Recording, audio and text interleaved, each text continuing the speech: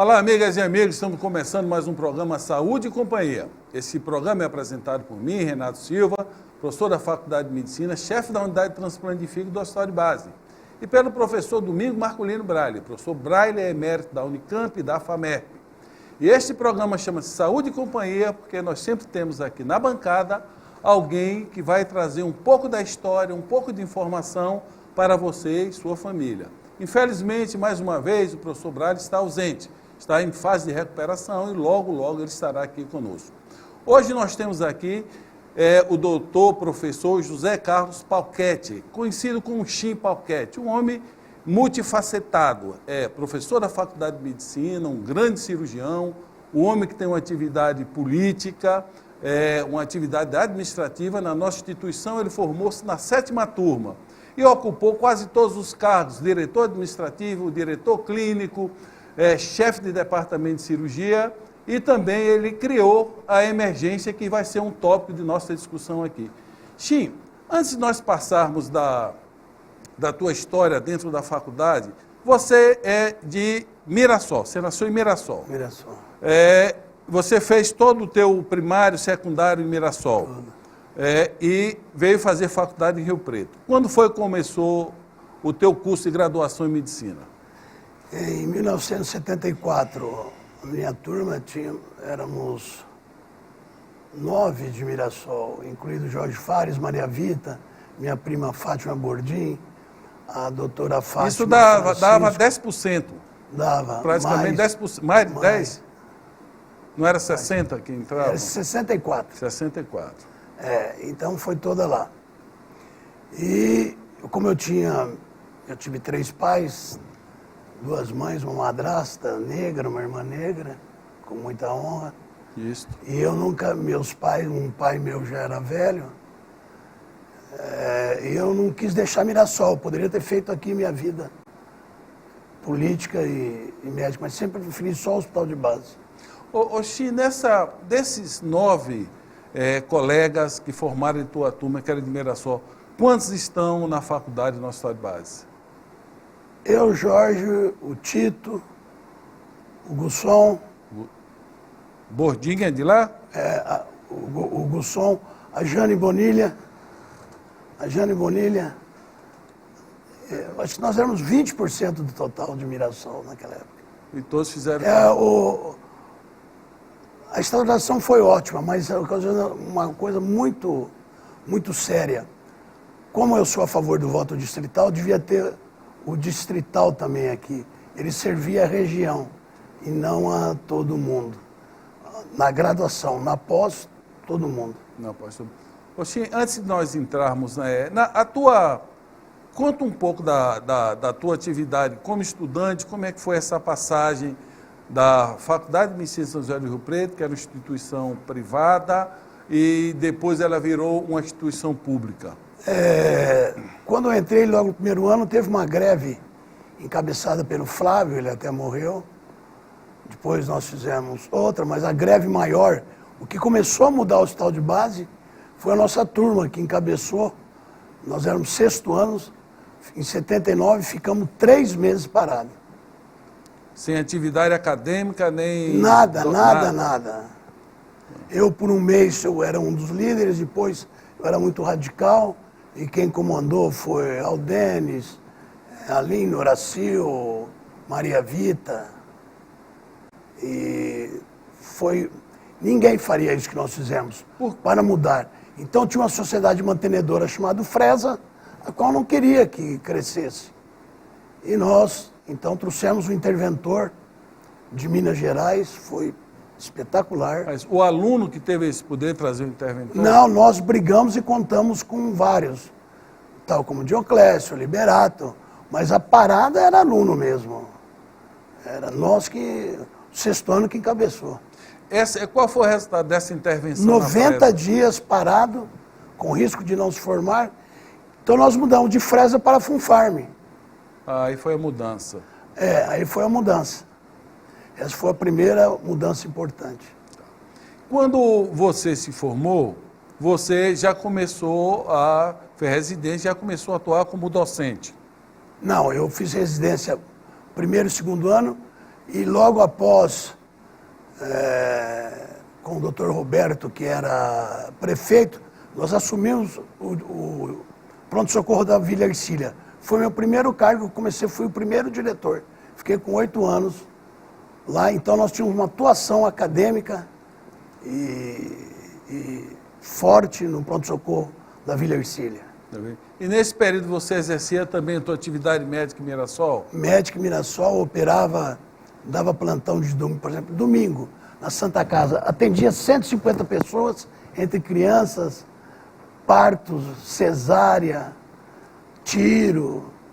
E a gente ganhava muito pouco na época, mas era 150. E durante esse tempo aconteceu um fato muito triste na minha vida, que eu perdi meu primeiro filho e jurei por Deus que ia construir um hospital da criança. Que com a Ziló, o Ayrton Moscardini, o Toninho, que junto com a ajuda grande do deputado Vaz de Lima, nós conseguimos realizar esse sonho. Fernanda Sansão, criamos o Pro Criança e realizamos o meu maior sonho, que foi esse. Eu jurei por Deus que nenhuma criança ia passar por o que eu tive de passar. Eu estava dentro do maior hospital do Brasil, o melhor obstetra, e por um erro eu perdi meu filho. Eu não conhecia essa história, estou conhecendo essa história agora, mas felizmente dessa tragédia nasceu esse grande hospital que nós temos hoje, um dos maiores hospitais pediátricos do país, que funciona nessa pujança. Oxi, nesta tua trajetória, você sempre foi um líder, né? Você acabou de falar aqui, foi um líder estudantil. Quem te conhece sabe que você é um homem de liderança, de opiniões fortes, de posicionamentos. Eu gostaria que você comentasse um pouco, mas vai ficar para o próximo bloco, que nós vamos fazer um pequeno intervalo. Quando é que apareceu a política partidária em tua vida e se isso teve um impacto na tua profissão? Nós vamos para um pequeno intervalo e voltamos rapidamente.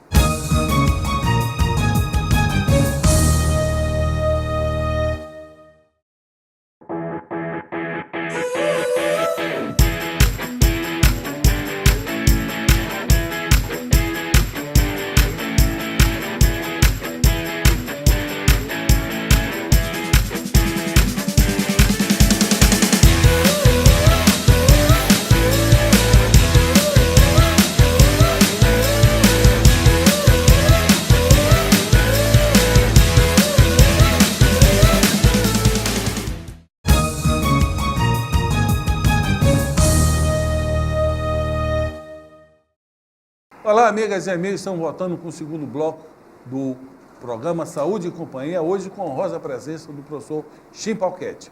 Eu pedi no bloco anterior que ele falasse, sempre foi uma liderança política, desde a época de estudantes, que ele falasse rapidamente, porque não é o foco do programa, se essa carreira política sempre veio paralela à carreira médica. Não, eu sempre fui de fazer a política institucional no hospital de base. E por causa disso, eu tive de ter um lado. E em 96 eu fui convidado pelo Toninho Figueiredo, meu amigo, a ser candidato a vice dele e eu declinei aqui em Rio Preto. Acho que esse foi meu erro. Oxi, a vida nós não podemos tocar olhando para o retrovisor, né? Você tem uma carreira política, você foi um prefeito premiado, você tem uma carreira médica brilhante, você é um grande estudioso, nós somos colegas do departamento, temos reuniões toda sexta-feira, eu conheço o teu potencial, o médico que você é, a sua importância.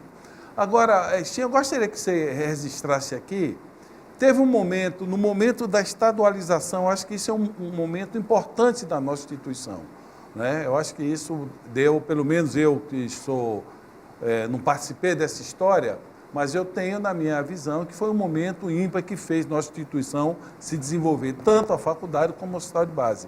Como é que foi esse processo? Como é que partiu essa ideia? Como é que vocês delinearam esse... Sempre foi um anseio de toda a comunidade acadêmica do hospital de base. Começou em 91, com a promessa do Luiz Antônio Fleury, o professor Liberato era candidato a deputado, e Nós precisamos brigar depois até com o doutor, professor, meu amigo Liberato, porque nós somos chamados eu, Gandolfi, que se ele ganhasse para prefeito, o Fleury não estadualizaria a faculdade. Então nós precisamos tomar um lado. E eu tomei esse lado de ir na televisão, e o nosso grande, que ajudou todo, foi o Luiz Antônio Fleury, que estadualizou. Eu fui o único professor presente no dia da estadualização. Por que você foi o único presente? Porque eu não sei por que ninguém quis ir, eu fui e eu sentei ao lado do Silvio Benito Martini, que pegou a presidência. O Gandolfi não estava? Não, ninguém estava. E o Gandolfi foi, Isso foi você tá o falando grande comandante nosso. O grande comandante. Nosso na estadualização. E aquele que era o espadachim era eu, de bater, né? E eu sentei ao lado dele e, gozado, o PT chegava e falava assim: sou contra, mas vota a favor. Sou contra, mas vota a favor. Porque já estava tudo certo e precisou englobar nesta estadualização a escola, a FANEMA de Marília. A FAMEMA foi junto. A FANEMA foi junto. Aí foi a briga grande, que eu sempre lutei para não estadualizar o hospital de base. Porque eu tinha outro plano para o hospital de base, que era a mudança da curadoria, para ficar para nós. E essa não estadualização implicaria de uma administração mais ágil, é isso? Uma administração mais ágil, sem sindicato, porque você vê hoje o que está acontecendo com a Unicamp, 108% do orçamento dela, da USP, da Unesp, são comprometidas com salários. Então isso aí é... falência. É falência total. Eles são bons, são ótimos, mas nós não éramos nada. E hoje nós estamos junto a eles, com um custo infinitamente menor. Por causa dessa não estadualização do hospital de base. Essa ideia da não estadualização foi aceita politicamente ou foi uma coisa simples? Até que para o governo era bom e tinha muitas pessoas dentro da faculdade que não queriam. Então foi fundamental o Gandolfi, o Horácio, o Jorge. Aí nós fomos para a Unesp e eles falaram lá em Botucatu: não, vocês estão loucos de estadualizar, para ficar que nem nós aqui, amarrados. E aí a outra sacada que eu tinha é que com o Fernando Araújo, que poucos conhecem, quem é o dentista. Araújo? Sim, foi secretário de saúde presidente de Rio Preto. Presidente da curadoria. Ele entendeu como da área. Saúde. Eu coloquei 6 médicos e ele colocou um no nosso conselho, porque eu tinha feito estatuto. E depois de 6, 7 meses, eu coloquei 16, com anuência de todo mundo. Todos os curadores compreenderam que nós precisávamos, nós gerirmos, porque os curadores não tinham nenhum médico, até antes disso, eles tinham de prover e não proviam. E quem provinha era o trabalho nosso. Essa foi a grande contribuição que eu acho que eu dei para a história da medicina da faculdade. Na curadoria anterior não existia ninguém da saúde? Ninguém. Eu coloquei 6 e mais 16, 22. Depois ampliaram para 23, 24, mas o salto foi... A mudança foi lá atrás. Fomos nós. Ô, China, na tua época de estudante, quando foi mesmo tua turma? 74 a 79. 74 a 79, com toda a dificuldade que eu ouço contar, porque eu já cheguei aqui, achei a cama arrumada, né? Eu sempre digo isso. Com toda essa dificuldade de não ter gás, de não ter coisas básicas, na tua memória, no teu sonho, você que é um homem sonhador, você imaginava que a instituição, você viria a instituição Eu sempre imaginei, porque tinha 52 faculdades no Brasil na época. Nós tínhamos de ter 8 que nem tinham começado para a gente ser a pior ainda. Eu sempre imaginei, porque sempre foram alunos abnegados, professores abnegados, funcionários abnegados, e que nós queríamos crescer, para servir a população. Minha vida foi sempre servir, sempre trabalhei com o SUS. Sem sombra de dúvida. Nós vamos para um pequeno intervalo, eu gostaria de deixar uma pergunta aqui. Qual a importância da emergência no hospital de base e qual a tua participação, Xim? Mas você vai responder no próximo bloco. Vamos para um pequeno intervalo, por favor, não mude de canal.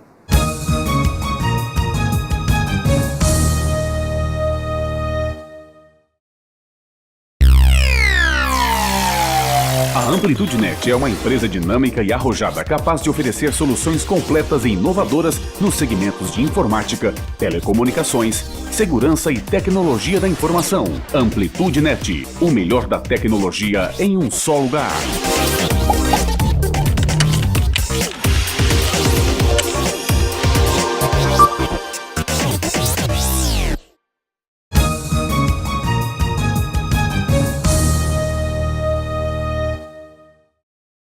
Olá, amigas e amigos, estamos voltando com o último bloco do Saúde e Companhia, aqui com a presença do professor Xim Pauquete.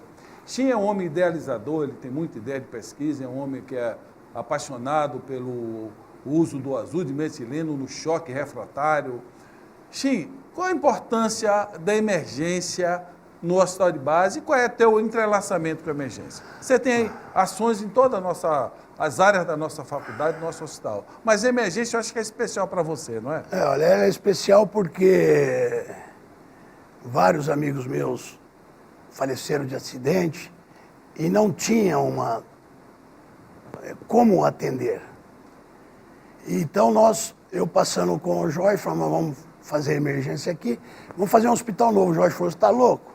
Falei, vamos, tenho dinheiro, porque nós íamos fazer a nossa previdência privada. Isso, nós tínhamos 12 milhões de dólares.